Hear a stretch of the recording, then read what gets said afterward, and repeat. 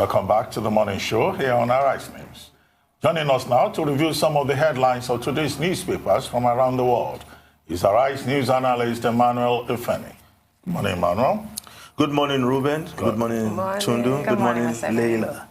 Let's start with these days newspapers. The lead story: CBN seeks institutional reforms to stem smuggling, migration of terrorists.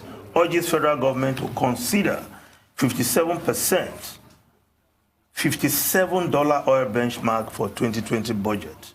Holds MPR at 13.5%, CRR at 22.5%. The last meeting of the Monetary Policy Committee of the Central Bank met yesterday. And nothing really new when it comes to these major indicators. They retain the MPR at 13.5%. But perhaps what is new is the issue of the smuggling. And the central bank governor seems to be saying we should sustain this closure. That seems strange because it has been said over and over that closure of border cannot be a sustained way of dealing with issues of border porosity. It's not because there are other difficulties being created in the economy, which they may not admit now because of the gains which have been played up by the central bank governor and, of course, everybody in the federal government to back that measure. Sustain it till the deadline, or sustain it after the deadline? He said sustained. In the past, he said sustained closure. Yeah, I don't know. Well, that's not sustainable. The Monetary Policy Committee meeting for 2 days, their last meeting for this year, there have been a number of expectations. One expectation was whether indeed, the parameters will be reviewed. Since the second meeting this year, they have consistently retained the parameters in terms of the monetary policy rate, the cash reserve ratio, the liquidity ratio. And the Monetary Policy Committee continues to talk about how, that retainment of the ratios has helped the economy. And they say that, look, it's good in terms of what they have seen to sustain the ratio.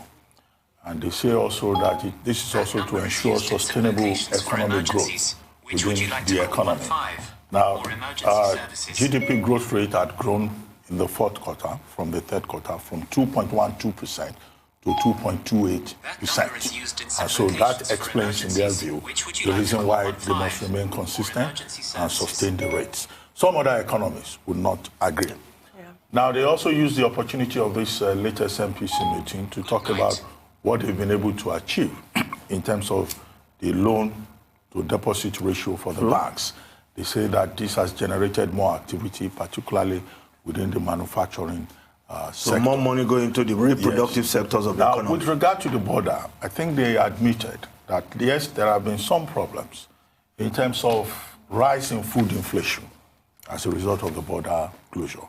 And they also talked about the fact that, while food inflation may have risen, core inflation, within the economy has gone down.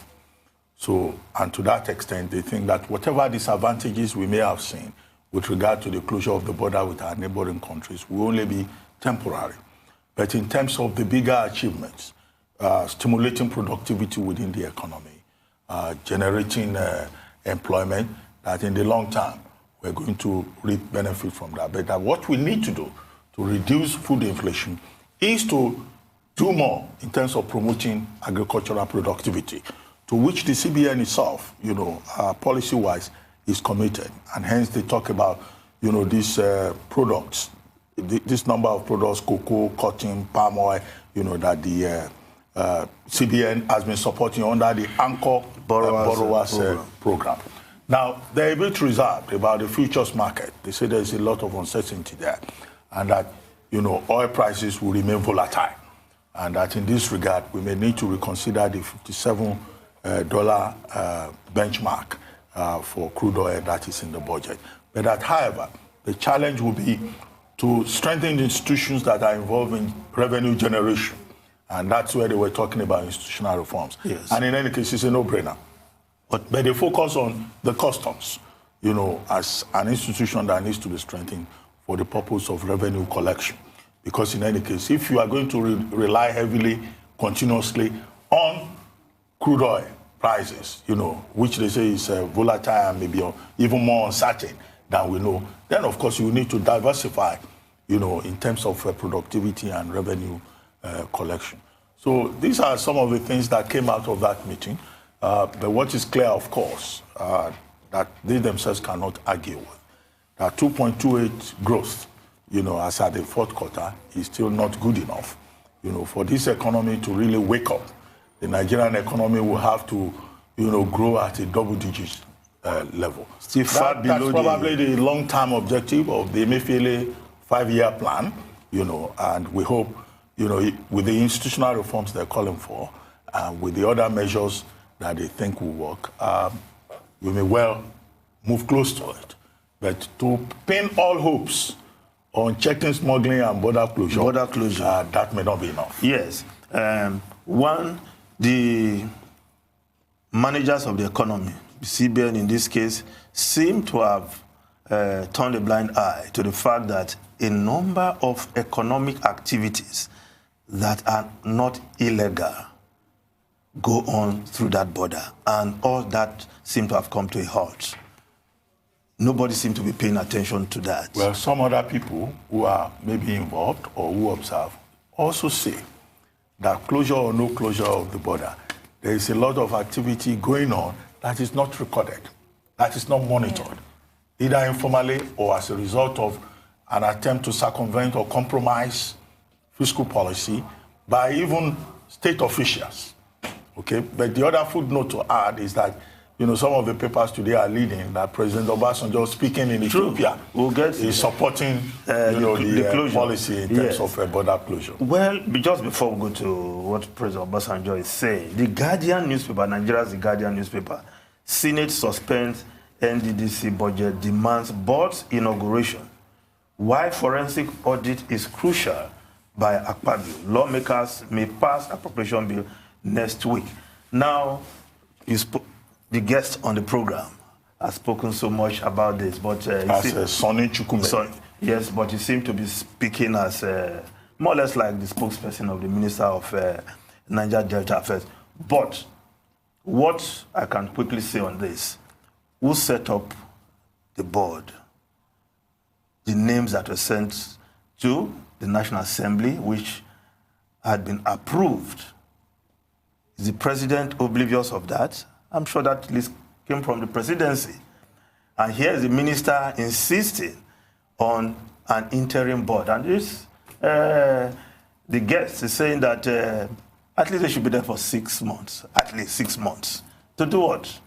They are mainly politicians. Although he also said it's the prerogative of the president to ask them to stand down, if he so decides. Yes, but I think the president should come in here and lay this thing to rest. You cannot be talking of an interim board when a board sent by the presidency to the National Assembly has been approved.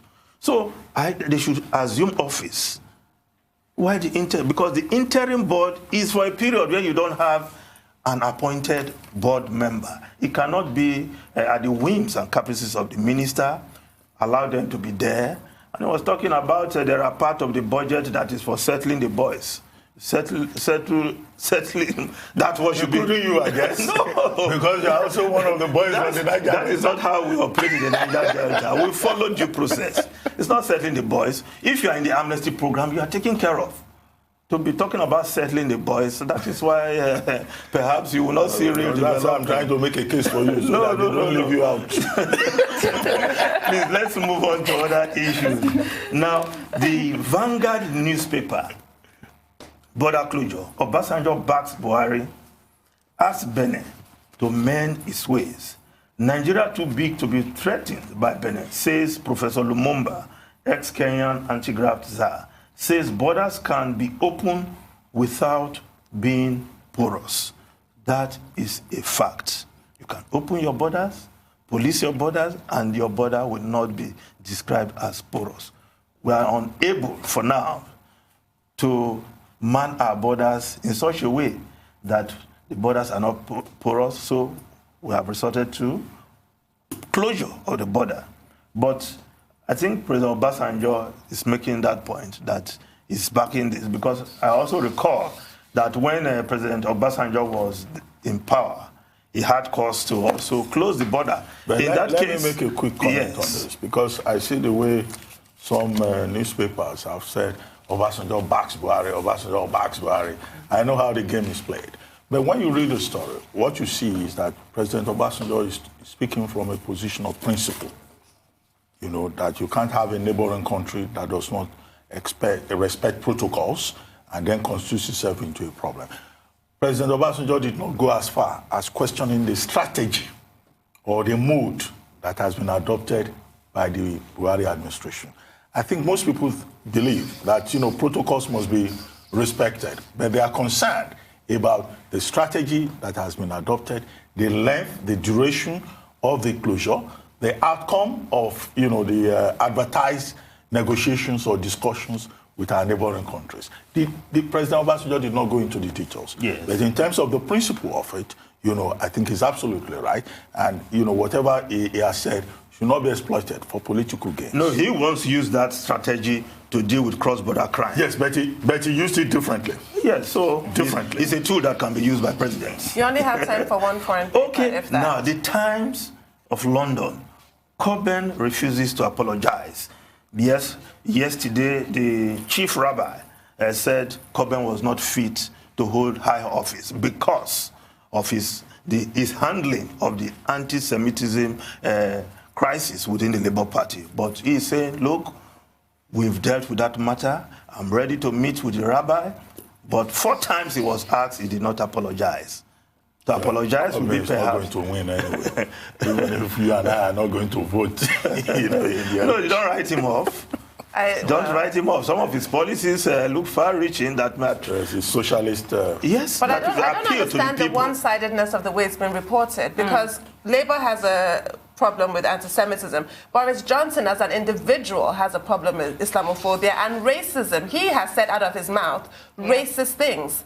Watermelon smiles, referring to black people, saying that women in hijab look like letterboxes, such that they have letters thrown at them in the streets. That came from Boris Johnson's mouth. True. But that has been underreported. Exactly. It's like many of the papers. It depends on the paper that many of the papers seem to be Even the pro-Labour papers are not really stressing that. Thank you very much.